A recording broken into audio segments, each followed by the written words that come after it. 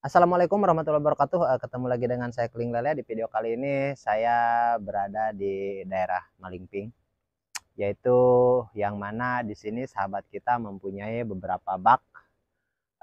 Ada 12 bak. Terus sistem apa saja yang beliau jalankan dan ikan apa saja yang ada di sini. Oke, jadi kita review ada apa saja di sini. Dan nanti kita lihat, sahabat pun bisa lihat di sini penampakannya. Ini ada 12 bak diameter 3, dan ini insya Allah mudah-mudahan sahabat kita ini mau bikin biovlog. Tapi ini masih fase pembentukan vlog pertama. Emang ada berapa jenis biovlog? Oke, nanti kita jelaskan juga. Yang paling penting, sebelum kita lebih jauh ke sana, dan jangan lupa sahabat, apabila misalkan sahabat yang bertanya tentang mengenai budidaya, begini, banyak yang gagal paham tentang persepsi apa sih daripada tanya jawab. Banyak di video-video yang saya sudah upload di soal tanya jawab, dan juga banyak yang saya anggap apa namanya, ada hal-hal yang miskomunikasi. Karena begini, sesuatu yang sahabat tanyakan itu seharusnya sahabat itu sudah real, atau kita panggil real time. Yang masa itu sahabat lakukan, kalaupun ada kendala apa, kita bisa ngobrol, kita bisa sharing bareng, kita bisa belajar bareng sama-sama seperti itu. Karena kalaupun hanya sebatas teori, misalkan kalau ikan begini cara ngatasinnya gimana, air begini cara ngatasinnya gimana. Jadi secara teori itu banyak ada di buku-buku, sahabat bisa pelajari. Cuman yang jadi masalahnya, kendala saya dulu belajar, saya banyak sekali buku, ratusan bahkan buku saya pelajari. Pada akhirnya secara teori, kalau SOP-nya 100% mengikuti teori buku itu memang betul. Cuman yang jadi masalahnya begini, kita ini kan siklus cuaca berbeda. Ada musim panas, ada musim hujan, dan di situ jenis penyakit, jenis dan lain-lain sebagainya. Suhu, perubahan air, perubahan iklim itu sangat menentukan.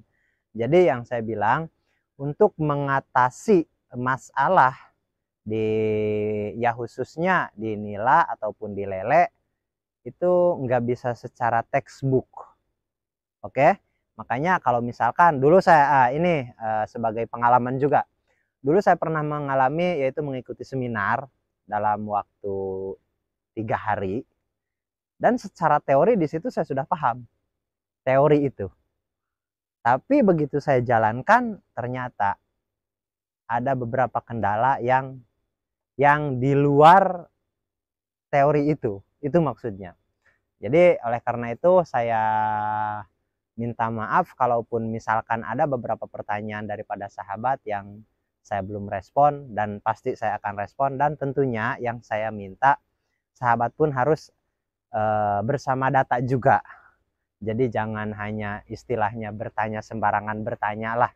Bukan saya nggak mau menjawab, hanya saja kalau misalkan hanya bayangan simulasi, ya itu sebenarnya kurang tepat, karena tujuannya kita di sini kita belajar sama-sama seperti itu.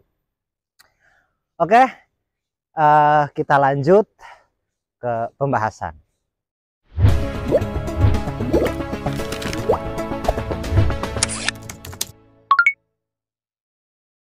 Oke sahabat, di sini bisa lihat, di sini ada satu bak yang paling depan ini.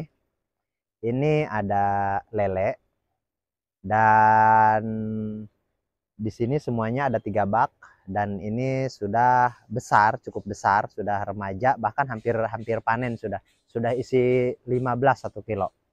Dan yang ini masih benih, yang ini masih benih, benih 9-10 cm. Dan yang sebelah sana kita bisa lihat, nah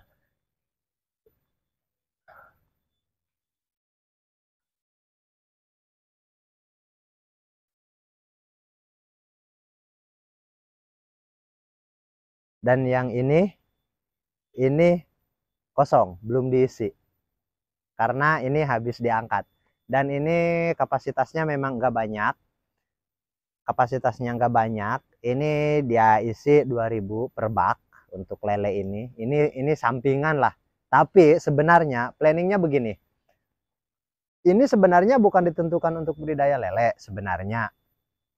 Ini hanya mengantisipasi andai kata ada hal-hal yang nggak diinginkan daripada nila kita ini. Jadi kita bisa pindahkan secara last minute ke bak tanah ini. Karena menurut pengalaman saya untuk di lele, untuk di nila, ada masa kita itu merasa sulit untuk menghadapi penyakit, suatu penyakit yang agak sulit untuk disembuhkan. Salah satunya kalau di lele misalkan Aeromonas seperti itu. Jadi kita pindahkan ke kolam tanah, biasanya itu secara alami kadang-kadang karena perubahan suhu, pH dan lain sebagainya, itu langsung sembuh biasanya. Jadi ini sebenarnya untuk menyadangkan masa bisa disebut karantina, tapi bukan karantina, ini lebih kepada penyembuhan. Penyembuhan plan terakhir. Setelah kita coba pakai misalkan antibiotik dan lain-lain, belum sembuh juga, kita angkat, kita pindahkan ke kolam tanah. Setelah sehat baru kita pindahkan lagi. Itu plan terakhir lah, plan terakhir. Oke, jadi yang saya bilang tadi untuk kolam lele ini untuk bukan budidaya lele sebenarnya, bukan. Ini hanya menyediakan kolam untuk pemindahan dikala ada masa-masa ikan itu kena penyakit yang susah diobati. Tapi oleh karena kosong, daripada kosong, jadi ini meskipun ada urutannya, tiga-tiganya diisi, tapi tetap dalam tiap minggunya itu harus ada yang kosong. Jadi yang ini kita belum isi, kalau yang ujung sana tadi yang udah besar belum diangkat. Seperti itu. Kita angkat itu isi yang ini. Makanya satu bak itu harus standby. Seperti itulah kurang lebih. Oke, kita lanjut ke sana.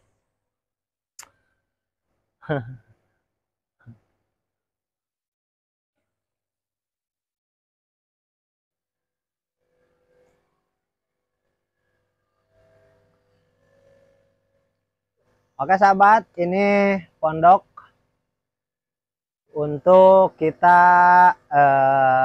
leye-leye tiduran. Dan di sini sahabat bisa lihat itu ada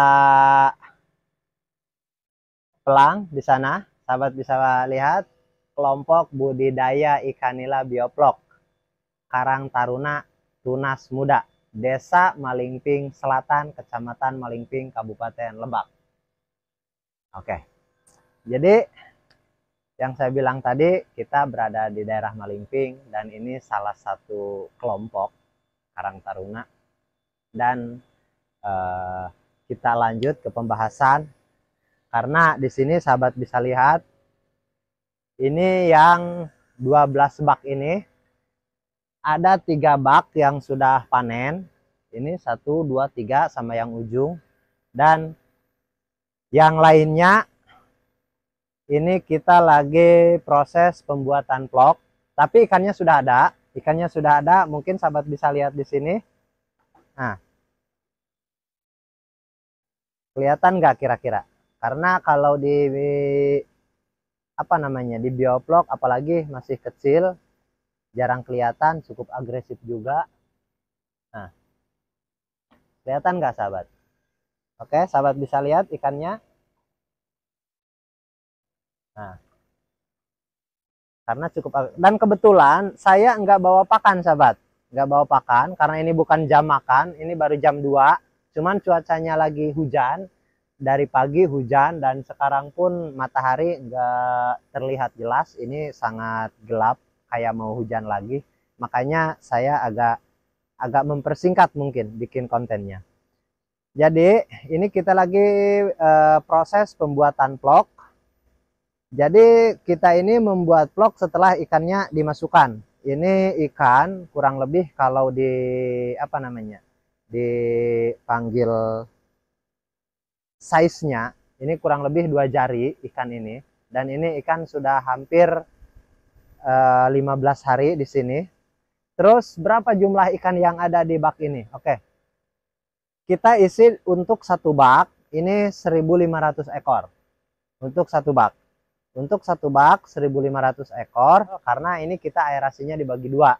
Satu mesin aerasi itu dibagi dua kolam. Oke, terus mungkin ada beberapa pertanyaan daripada sahabat kita yang menanyakan, Bang, kolam saya banyak busanya. Memang ada di salah satu video komen ke saya, bahkan ada yang melalui WA juga yang banyak busanya. Jadi untuk sistem bioflok, misalkan kayak yang ini kan sahabat bisa lihat, yang ini lebih banyak busanya daripada yang belakang sana.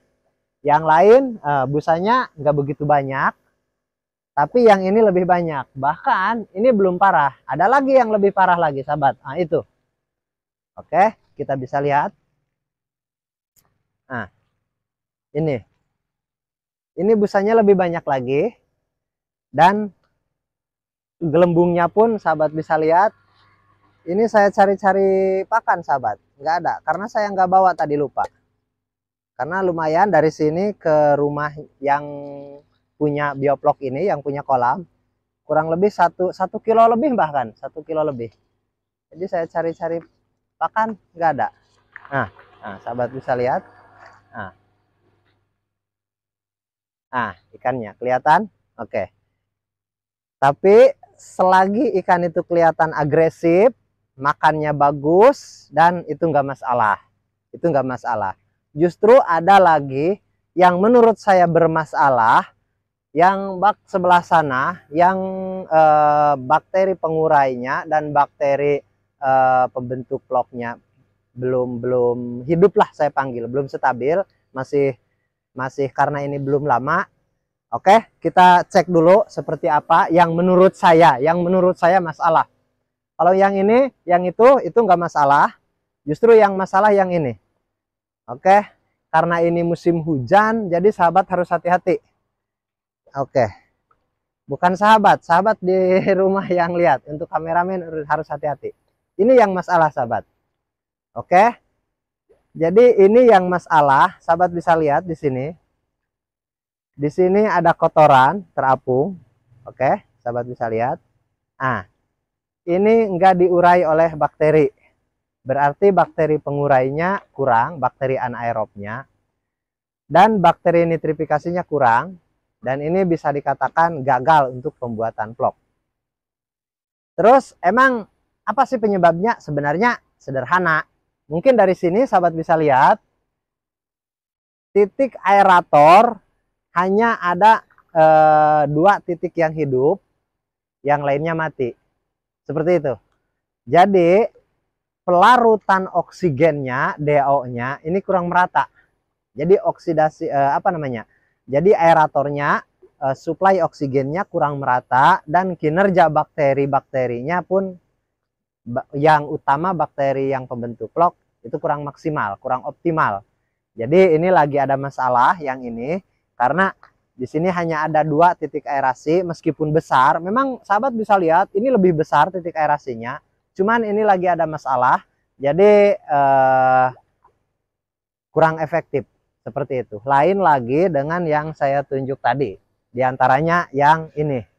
Nah, diantaranya yang ini normal, dan ini kelihatan bisa lihat ada busa-busanya berwarna coklat, dan lain aeratornya pun cukup banyak, dan di sini sebenarnya ini penyebabnya. Seperti itu.